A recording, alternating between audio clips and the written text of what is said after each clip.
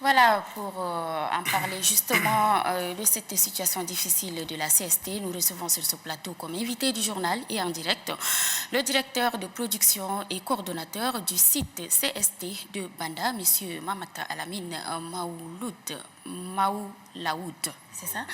Voilà, Maouloud. Bonsoir, monsieur, Bonsoir. et merci d'avoir accepté notre invitation. Merci. Alors, vous avez suivi en même temps que nos téléspectateurs ce reportage de votre compagnie qui bat de l'aile depuis un certain temps. Dites-nous pourquoi et qu'est-ce qui se passe concrètement à Banda. Oui, exactement. Ce qui se passe, c'est que la compagnie connaît beaucoup de méventes, comme a dit le gouverneur. Donc, les causes sont surtout la fraude. Et ensuite, donc, c'est la fraude qui vient du Soudan et du Nigeria qui met à mal l'entreprise. Non seulement ça met à mal l'entreprise qui, à terme, ne peut pas supporter, et aussi c'est des recettes à moins pour l'État. Donc surtout en ce moment où on parle de chercher des recettes, donc c'est tout indiqué. Et ça met à mal malheureusement la CST, qui est une compagnie nationale qui emploie 2000 personnes. Donc bon, souvent on dit aussi que c'est une compagnie tchadienne qui emploie 2000 personnes. Il n'y a que 4 expatriés.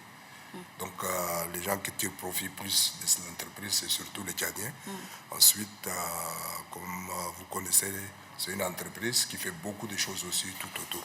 Donc aujourd'hui, c'est ça le vrai souci, le vrai mal, c'est la fraude, le sucre qui rentre frauduleusement, en grande partie.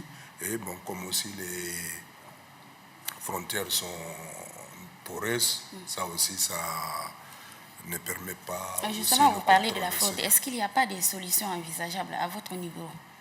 Bon, contre la fraude, vous ne pouvez rien faire. C'est-à-dire, à un autre niveau, on peut tout faire. Mais si, après, si les autres amènent sans payer les taxes, sans tout ça, quel que soit l'effort que vous pouvez faire, vous ne pouvez pas être concurrentiel. Parce Mais que je vous donne un exemple. Rien que sur le prix de 50 kilos, rien que, je ne parle pas d'autres taxes, mais c'est la TVA qui représente 18% du prix. La TVA, c'est 5 400 francs sur le prix du sucre. Donc celui qui amène sans payer les frais, il a uniquement ça, 5 400 francs de marge qu'il peut utiliser. Donc on ne peut pas faire avec la fraude, d'autres solutions. Nous l'avons suivi tout à l'heure dans ce reportage. Le gouverneur a demandé de consommer tchadien, mais il faut reconnaître aussi que le sucre tchadien coûte extrêmement cher par rapport à ce que les gens ramènent du Nigeria, du Cameroun et aussi... Mais c'est pour ça que quand vous dites c'est cher, c'est relatif. Déjà, le vrai problème qu'il faut poser, est-ce que le sucre qui vient respecte le cordon douanier? C'est-à-dire qu'on n'importe pas comme ça. Il y a des règles d'importation. Nous, tout ce qu'on veut, c'est l'application de la loi. Quand vous importez, il faut respecter les cordons douaniers. C'est-à-dire que quand vous amenez, il y a des taxes. D'abord, le droit de douane, qui représente 30% du prix FOP. Vous rajoutez les 18% de TVA, plus les 4%. Nous, quand on importe, c'est ça. On paye 52% du prix là-bas, sans parler du transport. Donc, quand on parle de cher, il faut comparer les choses qui sont comparables. D'abord, que ça vienne au prix coûtant, réellement. L'État perçoit ses taxes, tout ça. L'importation n'est pas interdite. C'est légal, mais elle doit respecter certaines règles. Et là, maintenant, si le sucre vient avec ce niveau-là, on peut parler de prix. Mais vous pouvez quand même revoir à votre niveau le prix du sucre tchadien. Le prix du sucre tchadien, aujourd'hui, il est concurrentiel. Il est concurrentiel, je vous dis. Nous, on peut vendre notre sucre si le cordon douanier est respecté, si les gens respectent le prix, comme j'ai dit, notre sucre peut être concurrentiel. Et on travaille surtout sur ça depuis 2-3 ans où on a commencé à voir les problèmes. Donc, on a bien travaillé pour réduire aussi notre prix de vin pour être concurrentiel. Voilà.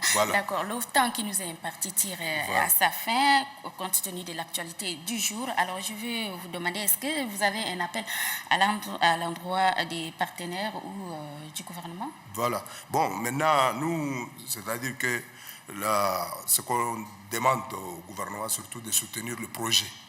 le projet SDBS qu'on a présenté depuis 2012.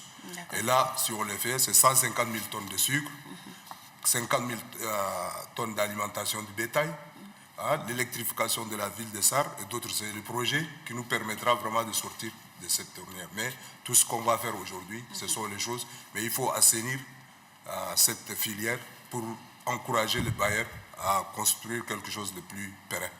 Voilà, ça c'est ce que je voudrais dire. D'accord, merci beaucoup. Voilà. Mesdames et messieurs. Surtout pour, excusez-moi, je demande aussi aux gens, parce que pour faire la différence, le sucre CST, c'est le sucre Princesse Tati, pas autre chose.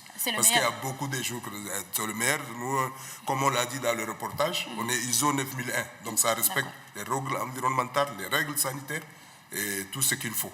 D'accord. Voilà. Le message est passé. Mesdames et messieurs, c'était là notre invité du journal de ce jeudi, Mahamat Alamine Maouloud. Il est le directeur de production et coordonnateur du site CST de Banda. Merci d'avoir accepté notre invitation et à très bientôt sur ce plateau.